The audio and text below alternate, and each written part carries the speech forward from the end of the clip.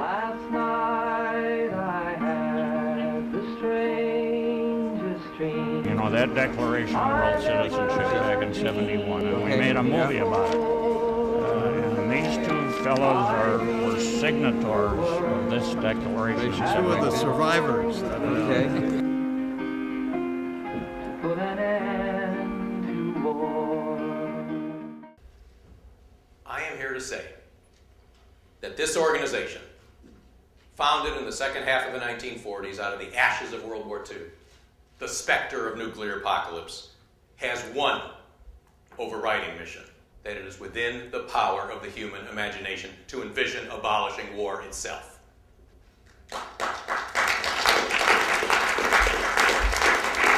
We look at things that never were, and we say, why not?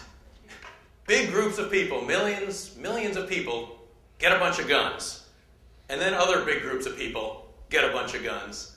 And then they start bashing each other until one says uncle. That is the structure of war and peace that we have lived in for countless generations and still live in today. And those, the sober, rational, sane, inside the Beltway foreign policy establishment times, you know what they say to us? They say that is the best the human race will ever be able to do. We'll never be able to get beyond huge groups arming themselves over other huge groups and murdering each other by the thousands, by the millions. And those of us who aspire to something else, something better, are dismissed, ridiculed, is trivialized, as idealistic, utopian, or maybe the cruelest cut of all, well-meaning but naive. Well, my friends, we look at things that never were, and we say, why not?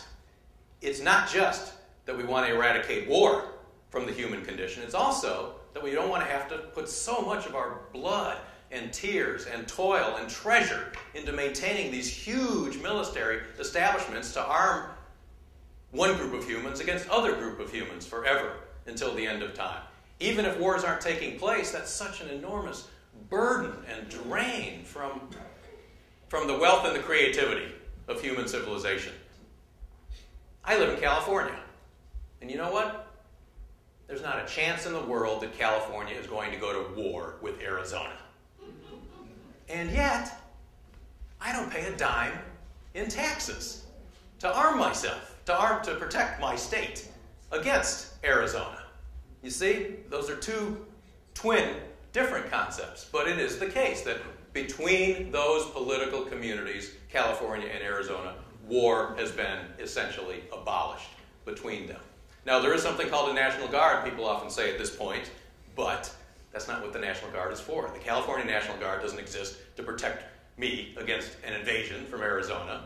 The California National Guard exists to help out in situations like this past week where these devastating fires have been taking place. And they would be if they weren't over in Iraq right now. But that's another matter. We walk in the footsteps of Dante, who wrote a book about a single unified political community abolishing war in the 13th century. Immanuel Kant wrote a book called Perpetual Peace. Jean-Jacques Rousseau wrote a book called Permanent Peace Through Federation. We agree with H.G. Wells, one of my great heroes, quote, "A federation of all humanity, together with a sufficient measure of social justice to ensure health, education, and a rough equality of opportunity, would mean such a release and increase of human energy as to open a new phase in human history." My friends, we know that "thou shalt not kill" cannot really mean what it is taken to mean today.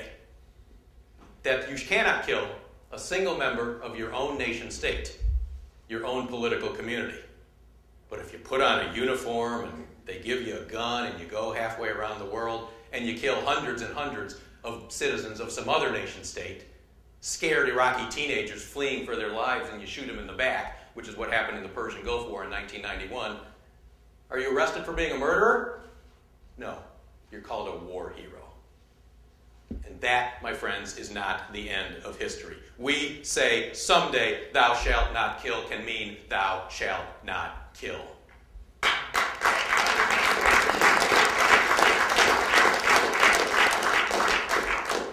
Most people are coming to agree that global climate change is the single greatest long-term threat to human civilization.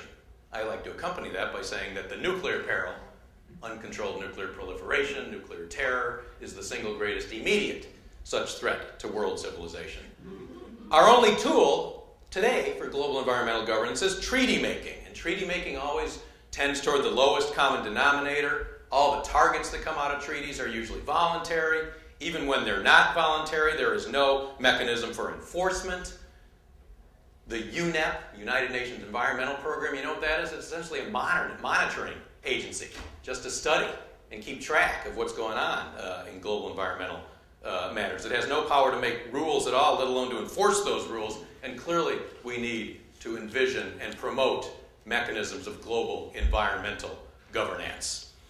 It is my conviction that 99% of Americans are not for or against this idea of a united Earth. 99% have never considered that there's any other way to organize the human community than these 200 sovereign nation states forever until the end of time. I don't know how we're going to get to a united Earth, but I know we're never going to get to a united Earth unless somebody, us, stands up and says we ought to aspire to a united Earth. A united Earth is a desirable destination.